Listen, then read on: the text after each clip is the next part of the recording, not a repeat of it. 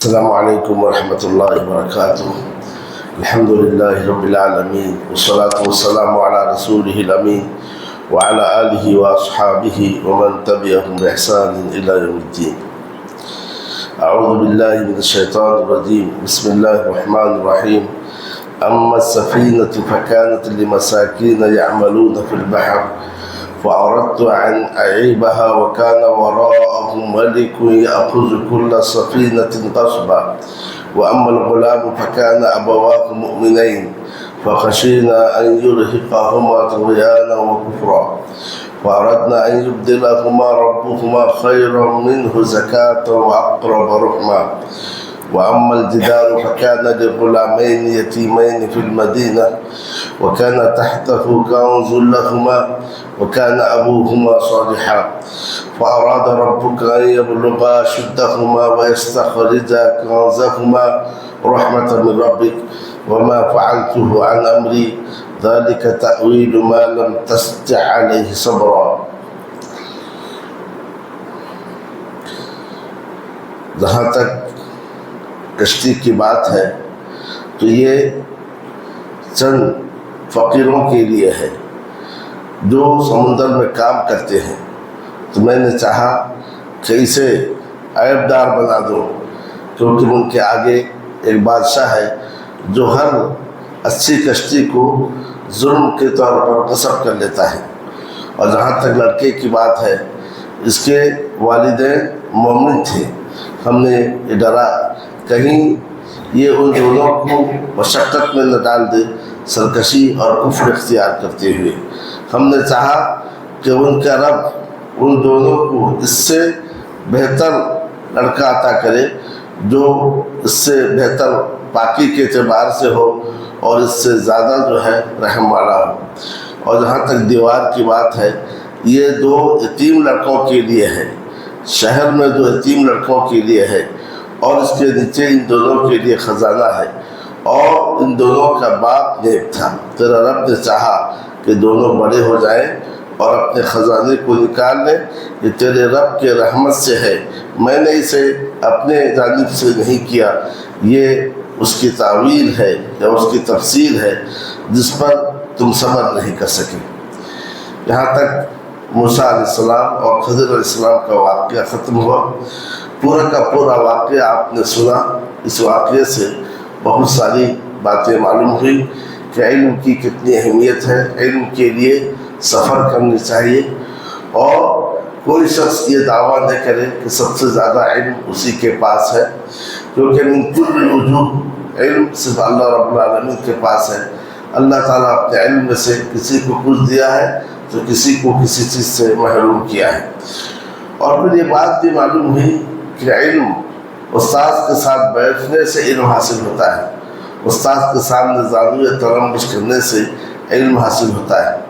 یہ جو آج جو آیتیں پڑھی گئی، ان آیات میں خضر علیہ السلام نے موسیٰ علیہ السلام سے وضاحت کی کہ میں نے جو 3 کام کیے جن پر آپ نے اعتراض کیا، اس کی حقیقت یہ ہے کہ پہلی بات یہ بتائی کہ کشتی کو میں نے چھید اس لیے کیا کیونکہ آگے ایک ظالم بادشاہ رہتا ہے جو ہر اس کشتی کو چھین لیتا ہے جو صحیح سالم ہو، تو میں نے چھید اس لیے کیا تاکہ وہ نہ چھینے اور غربا اور مساکین کا، محتاجوں کا کاروبار چلتا رہے۔ اور جہاں تک لڑکے کی بات ہے جسے ہم نے قتل کیا، اس کی وجہ یہ ہے یہ لڑکا آگے چل کر کافر بننے والا تھا اور اپنے والدین کو مشقت میں ڈالنے والا تھا جو مومن تھے، تو ہم نے اس لیے قتل کر دیا تاکہ آگے چل کر اپنے والدین کو مشقت میں نہ ڈالے اور اللہ اس کے بدلے اسے کوئی نیک لڑکا عطا کرے۔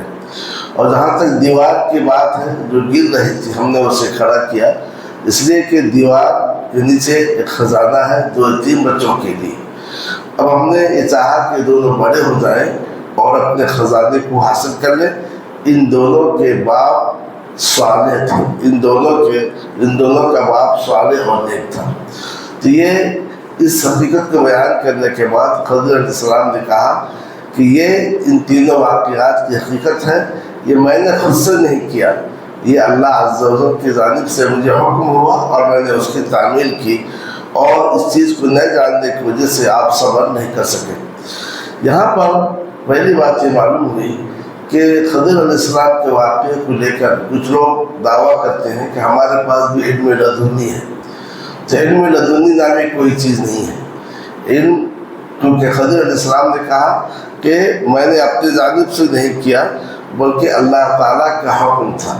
آج اگر کوئی یہ دعویٰ کرے کہ مجھے اسرار شریعت کا علم ہے، علم لدنی میرے پاس ہے، اور کوئی ایسی بات کہے جو کتاب و سنت کے خلاف ہے، اس کی بات رد کر دی جائے گی. اسے یہ ثابت کرنا پڑے گا کہ اس کے پاس بھی وہی آ رہی ہے جیسا کہ خضر علیہ السلام کے پاس وہی آئی تھی.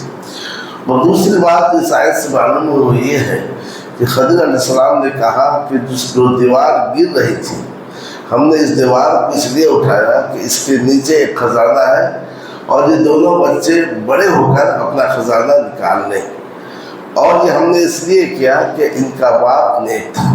اس سے یہ بات معلوم ہوئی کہ ماں باپ جب نیک ہوتے ہیں تو اس سے بچوں کی بھی حفاظت ہوتی ہے.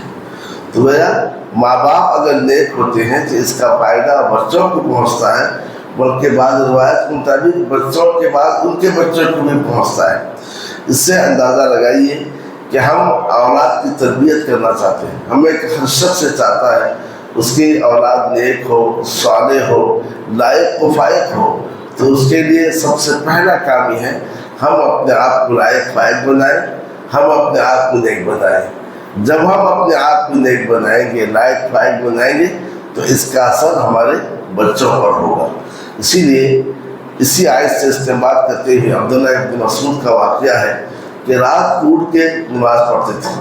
رات کو نماز پڑھنے کے لیے اٹھتے تھے تو اپنے بچے کو دیکھتے تھے اور کہتے تھے من اجلک یا بنیہ، اے میرے بیٹے تیرے ہی خاطر میں رات کو اٹھا ہوں. اور اس کے بعد روتے ہوئے اس آیت کی تلاوت کرتے تھے وَكَانَ أَبُوهُمَا صَالِحًا، کہ ان کا باپ نیک تھا. تو گویا عبداللہ ابن مسعود کا مقصد یہ تھا کہ یہ تہجد پڑھیں گے تو ان کا بچہ بھی تہجد پڑھے گا.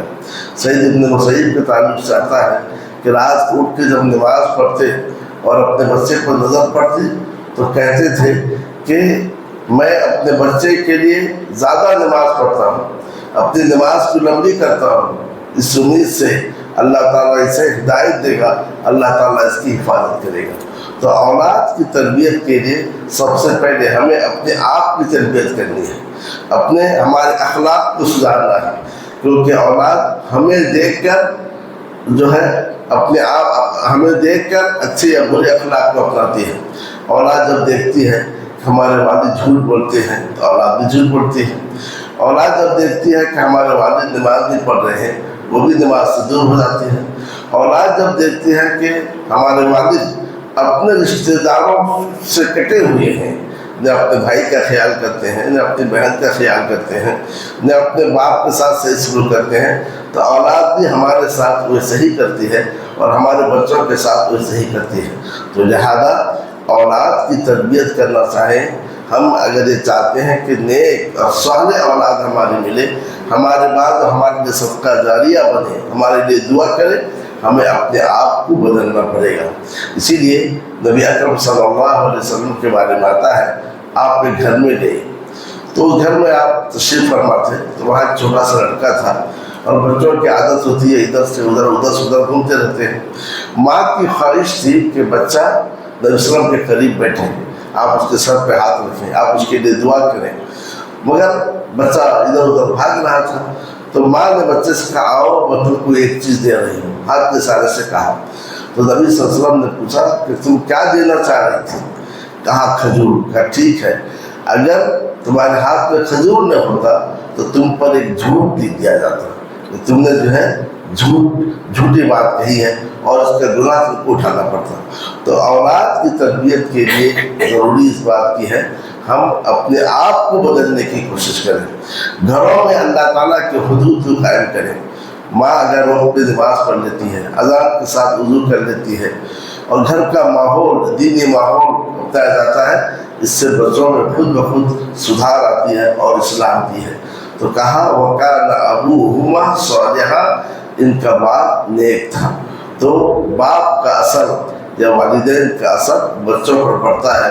عربی کے ایک شاعر نے کہا بِأَبِهِ اقْتَدَى عَبِيٌّ فِي الْكَرَمِ ومن شابہ اباہ فما ظلم، کہ حاتم طائی جو مشہور سخی تھا، اس کا لڑکا عدی نے اپنے باپ کی اقتدا کی سخاوت میں، چونکہ باپ سخی تھا تو بیٹا بھی جو ہے سخاوت کیا، تو جو اپنے باپ کی مشابہت اختیار کرے اس نے کوئی ظلم نہیں کیا ہے۔ تو لہذا ہمیں چاہیے کہ ہم جب نیک اور صالح اولاد چاہتے ہیں، ایک تو اللہ سے دعا کریں اور اسی کے ساتھ اپنے آپ کو بدلنے کی کوشش کریں۔ جب ہم اپنے آپ کو بدلیں گے اور اپنی تربیت کریں گے تو انشاءاللہ خاموشی کے ساتھ ہماری اولاد کی بھی اصلاح ہوگی۔ اللہ رب العالمین سب کو حسن توفیق سے نوازے۔ صلی اللہ تعالی علی النبی الکریم وعلی آلہ وصحبہ اجمعین۔